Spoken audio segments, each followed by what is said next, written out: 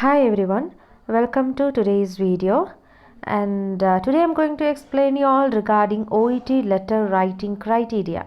So your letter will be assessed based on this criteria, and if you meet all these criteria you will be able to get a good score in your OET letter writing. Okay, so let's go to the video, and if you haven't subscribed my channel, please do subscribe for more updates. Okay, so let's see what is the first criteria. So there are 6 criteria.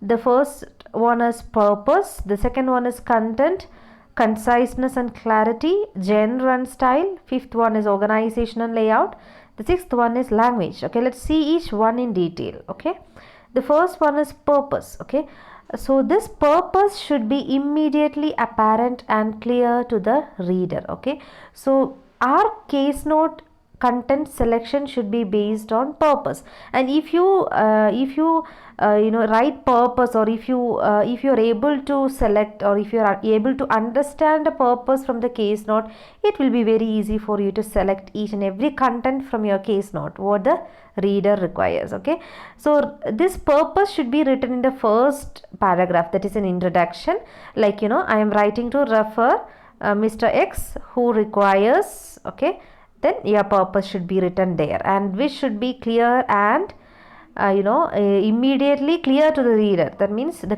reader should be able to understand what is the purpose of this letter, okay, which you are going to write. Okay, and the next one is content. Okay, so content is nothing but what they will assess in content is whether you have included all the necessary information in an accurate manner or not. Okay, so it replaces the overall task fulfillment criteria from the previous criterions, and it depends on, here you will get marks depending on how well you have selected the content from case note. Okay, so as you already know, we have to write 180, approximately 180 to 200 words letter, and you need to avoid all the irrelevant data, and you need to only select relevant data which is needed for your reader. Okay, so this criteria will assess your content selection. Okay,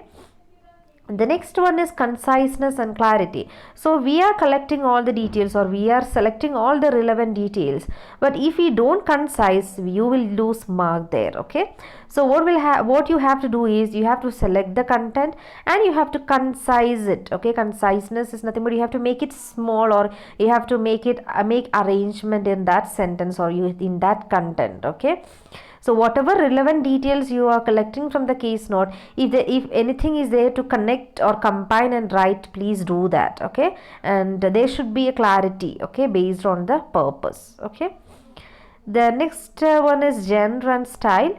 In genre and style, this assesses your usage of language, appropriateness of language.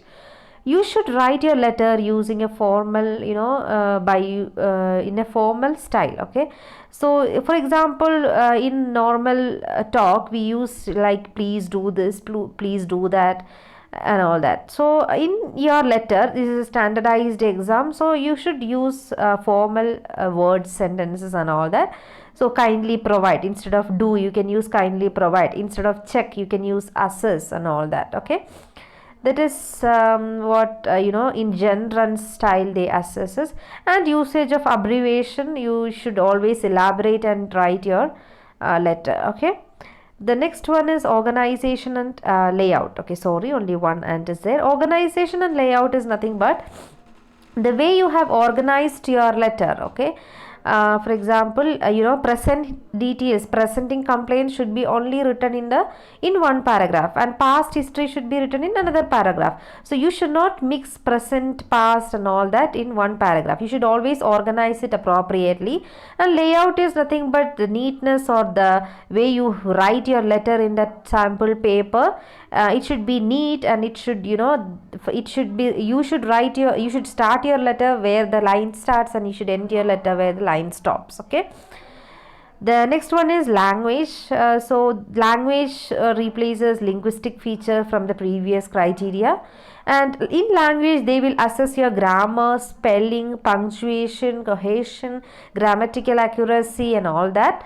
So there is also a special focus on using language which makes the retrieval of relevant information easy to the reader. Okay, so using keywords and phrases in sentences such as an ECG needs to be conducted as a priority, or your urgent assessment is required. It helps to focus the reader's attention on the information which is more important. Okay, so usage of language or usage of words and grammar and all that, it is very important, and the range of grammar used in the letter is not directly assessed, only the accuracy will be assessed. Okay, so overall the task itself has not changed, but being familiar with the new criteria will definitely help you to improve your score. Without knowing these criteria, if you write the letter and if you don't know how the evaluators are assessing your letter, there is of no use. So that's why I have explained to you now. So make sure that you are keeping these criteria in your mind and doing your exam very well. All the best for you all. Thank you. Bye.